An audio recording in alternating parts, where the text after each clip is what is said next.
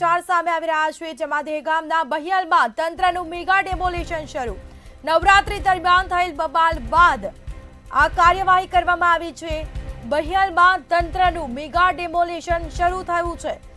તો નવરાત્રી દરમિયાન થયેલ બબાલ બાદ આ કામગીરી કરવામાં આવી, દબાણો દૂર કરવામાં આવ્યા। ચુસ્ત પોલીસ બંદોબસ્ત સાથે તંત્રએ કાર્યવાહી કરી છે। એસપી સહિતના અધિકારીઓ પણ ઘટના સ્થળે પહોંચ્યા છે, જેના દ્રશ્યો અમે આપને બતાવી રહ્યા છે। 15 થી વધુ જેસીબી દ્વારા બાંધકામ તોડવામાં આવ્યા।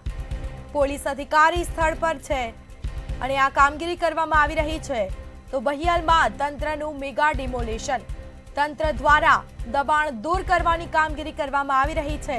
નવરાત્રી દરમિયાન થયેલ બબાલ બાદ આ કામગીરી કરવામાં આવી। ચાંપતો બંદોબસ્ત જોવા મળ્યો છે પોલીસનો, અને તે બાદ આજે કામગીરી કરવામાં આવી રહી છે। એસપી સહિતના અધિકારીઓ પણ સ્થળ ઉપર છે। તો 15 થી વધુ જેસીબી દ્વારા બાંધકામ તોડવામાં આવ્યા, ડિમોલિશન કરવામાં આવ્યું છે। દહેગામના બહિયાલમાં તંત્રનું મેગા ડેમોલિશન શરૂ। નવરાત્રી દરમિયાન થયેલ બબાલ બાદ આ કાર્યવાહી કરવામાં આવી। તો ચુસ્ત પોલીસ બંદોબસ્ત સાથે આ તંત્રની કાર્યવાહી જોવા મળી છે।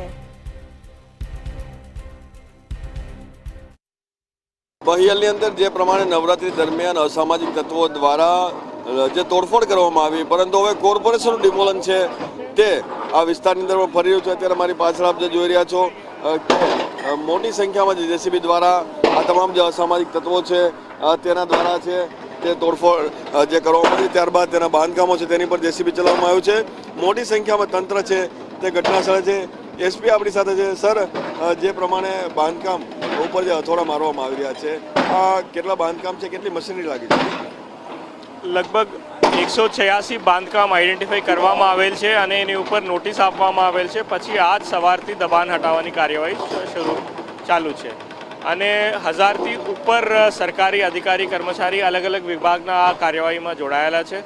સાથે સાથે 15 જેસીબી અને 15 ડમ્પર સાથે જોડાયેલા છે। સર, જે પ્રમાણે આરોપીઓ જે હતા એમાં કોઈના બાંધકામ છે આમાં? 186માંથી 50 લોકો એવા છે જે આરોપી છે આપણા ગુનામાં, અને 30થી વધારે લોકો એવા છે જેને ફેમિલીમાં કોઈ ના કોઈ આ ગુનામાં સામેલ છે। તો આ જે બાંધકામ હતું કેટલા સમયથી હતું, અને હવે આ બાંધકામ જે સરકારી જમીન ઉપર હતું કે કેમ?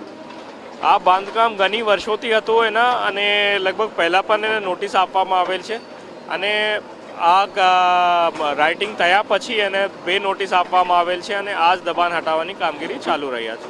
એટલે કે જે પ્રમાણે અત્યારે હાલ ચુસ્ત પોલીસ બંદોબસ્ત અને સાથે તંત્ર દ્વારા જે કામગીરી હાથ ધરવામાં આવી છે, મોટી સંખ્યામાં જોઈ રહ્યા છો કે જેસીબી મશીન દ્વારા આ તમામ જે બાંધકામો છે, કારણ કે આ ખાસ કરીને જે તમામ જે અસામાજિક તત્વોના બાંધકામ હતા જે હાલ તોડી પાડવામાં આવી રહ્યા છે, અને કોઈ પણ પ્રકારની અનિચ્છનીય ઘટના ના બને તે માટે પોલીસ તંત્ર જે છે આખા બહિયાલ ગામની ફરતે લગાવી દેવામાં આવ્યું છે, અને કોઈ પણ વ્યક્તિની જે એન્ટ્રી છે એન્ટ્રી પર પણ પાબંદી લગાવી દેવામાં આવી છે।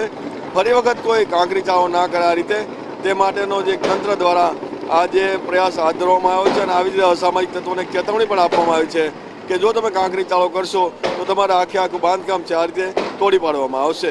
કેમેરામેન પૂજન બ્રહ્મભટ્ટ સાથે મીર દુધરેજિયા, દહેગામ, બહિયાલ।